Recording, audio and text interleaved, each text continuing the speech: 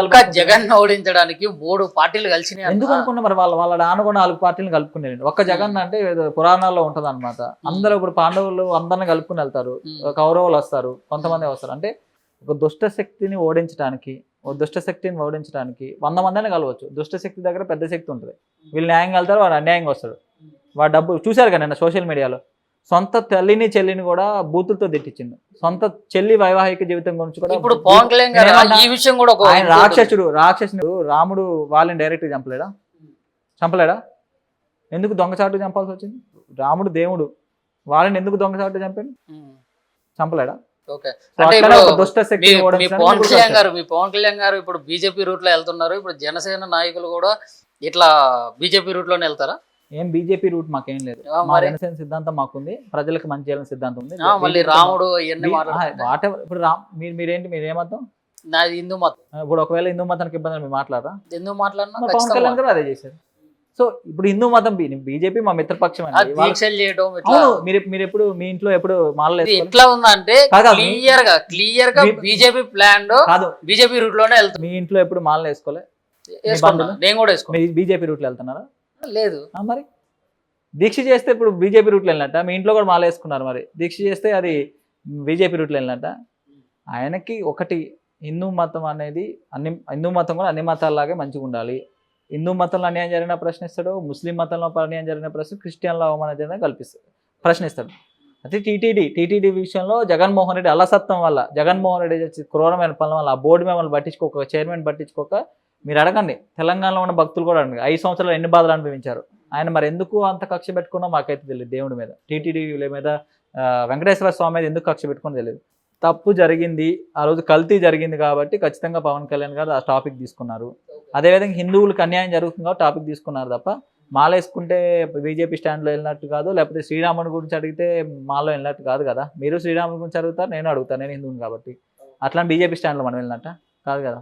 ఇంకోటనా, ఇప్పుడు వైఎస్ షర్మిల పవన్ కళ్యాణ్ గారిని అడిగితే, అంటే వైఎస్ షర్మిల గారు పవన్ కళ్యాణ్ గారిని అడిగితే మేము సెక్యూరిటీ కల్పిస్తాం అని చెప్పేసి అట్లాంటి దుస్థితి అసలు షర్మిలకి రావాల్సిన పరిస్థితి. మీకు తెలియదేమో ఆ నేపథ్యం. ఆమె వాళ్ళ పార్టీ లీడర్ని ఎప్పుడైతే ఇష్యూ జగన్మోహన్ రెడ్డి గారు షర్మిల గారు గొడవలు అయితేనే తెలుసు కదా మీకు, ఆ గొడవల మూమెంట్లోనే షర్మిల గారు వాళ్ళ పార్టీ లీడర్ డీజీపీ గారి దగ్గరకు పంపించింది. ఏమని పంపించింది? నాకు సెక్యూరిటీ కావాలని పంపించింది. అదే విషయం మీద ఎవరి దగ్గర పంపించింది? డీజీపీ గారి దగ్గరకు పంపించింది. ప్రభుత్వం దగ్గర, డీజీపీ గారు ప్రభుత్వం దగ్గర పంపించింది. ప్రభుత్వంలో ఉన్న డిప్యూటీ సీఎం గారు దాని మీద రెస్పాండ్ అయ్యారు. దాంట్లో తప్పే ఉంది? ఇట్లా షర్మిల గారు సొంత చెల్లి ఈ విధంగా నాకు సెక్యూరిటీ కావాలి, థ్రెట్ ఉంది జగన్మోహన్ రెడ్డి నుంచి అని అడిగింది. ఖచ్చితంగా ఆమెకు సెక్యూరిటీ మేము ప్రొవైడ్ చేస్తాం, ఎందుకంటే ఆమె కూడా ఒక జాతీయ పార్టీకి ఇక్కడ రాష్ట్రంలో అధ్యక్షురాలు. ఖచ్చితంగా మా బాధ్యత మా మీద ఉందని. తప్పే ఉంది దాంట్లో? ఆమె అడిగింది, ఇస్తామని చెప్పారు, దాంట్లో తప్పుందా? ఆమె ఏంది మళ్ళీ జాతీయ పార్టీ కాంగ్రెస్కి ఆంధ్రప్రదేశ్ రాష్ట్ర అధ్యక్షురాలు, అడగడం తప్పే ఉంది? ఎందుకంటే ఆమె చాలా చూసింది, వివేకానంద రెడ్డి గారి హత్య ఇవన్నీ చూసిన ఆమె కూడా కొంచెం భయం కలిగిండొచ్చు, ఏమైనా థ్రెట్ ఉంది అనుకోండొచ్చు. అడిగింది. ఒక రెస్పాన్సిబుల్ పర్సన్గా, డిప్యూటీ సీఎంగా పవన్ కళ్యాణ్ గారు దాని మీద స్పందించి, ఖచ్చితంగా అమ్మ మీకు ఆ హక్కు ఉంది, మాకు చేయాల్సిన బాధ్యత ఉందని దాని మీద స్పందించారు పవన్ కళ్యాణ్ గారు. అంటే ఇప్పుడు అసలు ఆమెకు అట్లాంటి దుస్థితి రావాల్సిన పరిస్థితి ఎందుకు? జగన్మోహన్ రెడ్డి గారు ఆ దుస్థితి రావాల్సింది అందరికీ తెలిసిన విషయం. జగన్మోహన్ రెడ్డి గారు బహిరంగంగా లేఖలు రిలీజ్ చేస్తున్నారు, బహిరంగంగా థ్రెటన్ చేస్తున్నారు. వాళ్ళ పార్టీ లేదు, సిగ్గు లేకుండా ప్రెస్ మీట్లు పెట్టి షర్మిల గారిని, మరి జగన్మోహన్ రెడ్డి గారు చెల్లి అని తెలిసి కూడా తిడతా ఉన్నారు. అన్ని విధాలుగా థ్రెటన్ చేస్తున్నారండి. ఆమె రాజకీయంగా పోరాడితే ఆమె మీద రాజకీయంగా పోరాడాలి. అంతేగాని ఆ సొంత చెల్లిని కూడా అంత నీచంగా దిగజారే వ్యక్తి జగన్మోహన్ రెడ్డి గారు. వాళ్ళ పార్టీ లీడర్ మన పేరున్నారు గారు, సుబ్బారెడ్డి గారు, వీళ్ళందరూ వచ్చి ప్రెస్ మీట్ పెట్టారు కదా, ఆమె గురించి నీచంగా మాట్లాడారు కదా. మరి ఎవరి నుంచి థ్రెట్ ఉంది? అందరికీ తెలుసా జగన్మోహన్ రెడ్డి గారితో థ్రెట్ ఉంది, అందుకని ఆ దుస్థితి వచ్చింది షర్మిల గారికి. అట్లా అంటే ఇప్పుడు షర్మిల గారి డిమాండ్స్ ఏమై ఉంటాయన్న? అది మన పార్టీ వారికి ప్రజల సమస్యలు కూడా తెలుసు. ఆమె డిమాండ్స్ ఏంటి, వాళ్ళ అన్నకే చెల్లికున్న పంచాయతీ ఏంది, ఆ పంచాయతీ ఎట్లా సాల్వ్ చేసుకుంటారు మనకి సంబంధం లేని విషయం. మాకైనా జనసేన పార్టీకైనా వాళ్ళ వ్యక్తిగత విషయం. లేదు ఆమె బహిరంగంగా వచ్చి నాకు అన్యాయం జరుగుతుందంటే అది మళ్ళీ ప్రజలకు సంబంధించేది, మళ్ళంటూ రెస్పాండ్. అంటే ఇప్పుడు మిమ్మల్ని అడిగితే అది మిత్రపక్షం అవుతుంది కదా. మిత్రపక్షం ఎందుకు అవుతుంది? ఇప్పుడు కాంగ్రెస్ కూడా మిత్రపక్షం ఒకటండి. అంటే ఇప్పుడు అక్కడ టీడీపీ, జనసేన, బీజేపీ, కాంగ్రెస్. షర్మిల కాంగ్రెస్ అధ్యక్షురాలు, పవన్ కళ్యాణ్ గారు జనసేన అధ్యక్షులు. షర్మిల అధ్యక్షురాలు పక్కన పెడితే ఆమె ఏంటి? ఆంధ్రప్రదేశ్ సిటిజన్, పౌరురాలు.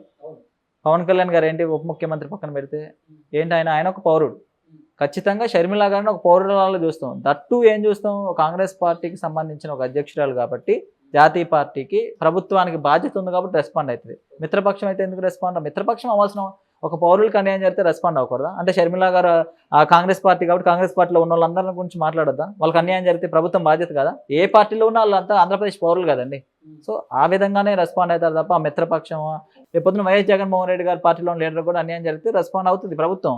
ఏడా లీడర్ అన్న ఆయన కనీసం ఒక ప్రతిపక్ష హోదా ఇస్తేనే ఆయన అసెంబ్లీకి ఆయన వస్తాను. మూర్ఖత్వం, అండ్ ఇంకో విషయం కూడా మిమ్మల్ని అడగాలన్నా, ఇక్కడ మన మాజీ సీఎం అయినటువంటి వైఎస్ జగన్ కానీ ఇక్కడ కేసీఆర్ కానీ వీళ్ళు అసెంబ్లీకి రాకపోవడానికి గల ఉద్దేశం ఏంటంటే, నేను అదే చెప్తా అండి, ప్రజలంటే వాళ్ళకి ఎటువంటి గౌరవం లేదు, ప్రజలంటే ఎటువంటి ఇది లేదు.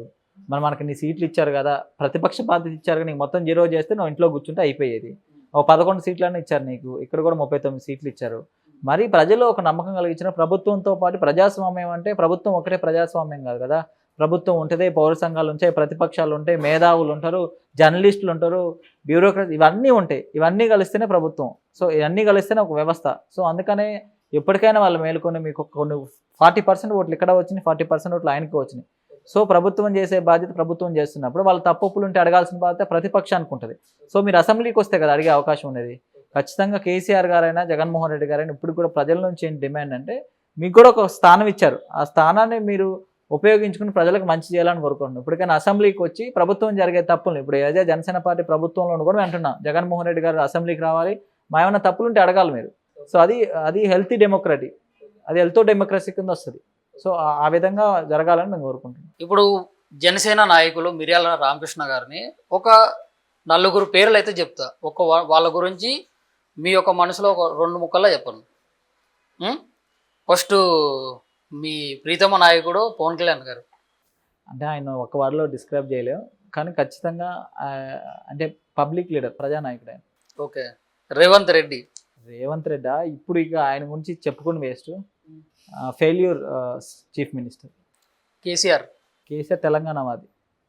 చంద్రబాబు నాయుడు. Visionary leader. నారా లోకేష్. అప్పుడు కష్టపడి ఎదుగుతున్న నాయకుడు. కేటీఆర్. ఆయన కూడా కష్టపడి ఎదుగుతున్న నాయకుడు. ఓకే అన్న.